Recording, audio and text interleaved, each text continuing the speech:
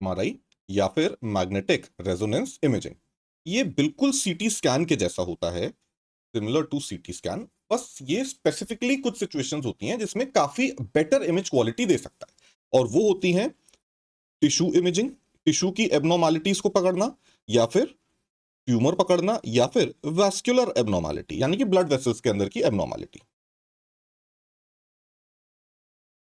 अगर कोई इस टाइप का पेशेंट को प्रॉब्लम हम सस्पेक्ट कर रहे हैं तो हम एमआरआई कराएंगे, वरना सीटी स्कैन से बहुत अच्छे से काम चल जाता है। और इसका सारे प्रिकॉशंस जो हमने कॉन्ट्रास्ट एनहांस्ड सीटी यानी कि डाई देते वक्त जो सीटी स्कैन के लिए प्रिकॉशंस हैं, बिल्कुल सेम प्रिकॉशंस यहां पे होते हैं। दोनों की मशीन भी मोटी मोटी, पेशेंट को तो एक ही जैसी दिखेगी, भले ही अंदर से ये काफी डिफरेंट हो। अब जैसा इसके नाम में सजेस्ट किया गया है कि ये मैग्नेटिक है, यानी कि अंदर एक चुंबक है, मैग्नेट है, तो कोई भी अगर मेटल का ऑब्जेक्ट आएगा इसके पास, तो वो मेटल का ऑब्जेक्ट जाके इस मैग्नेट के ऊपर चिपक जाएगा।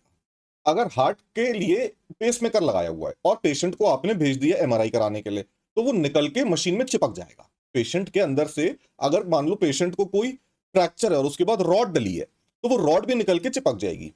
कोई भी मेडिकल इक्विपमेंट जैसे कि मॉनिटर या फिर इन्फ्यूजन पंप या कोई भी और मेडिकल इक्विपमेंट अगर इस पर्टिकुलर एमआरआई मशीन के आसपास आया, जब एमआरआई की मशीन ऑन है, तो वो भी जाके अंदर निकल जाएगा और मशीन में जाके चिपक जाएगा। कई ऐसे वीडियोस भी हमने देखे हैं इंटरनेट पे कि स्ट्रेचर या व्हीलचेयर जाके चिपकी हुई है एमआरआई की मशीन। तो metal is a strict no.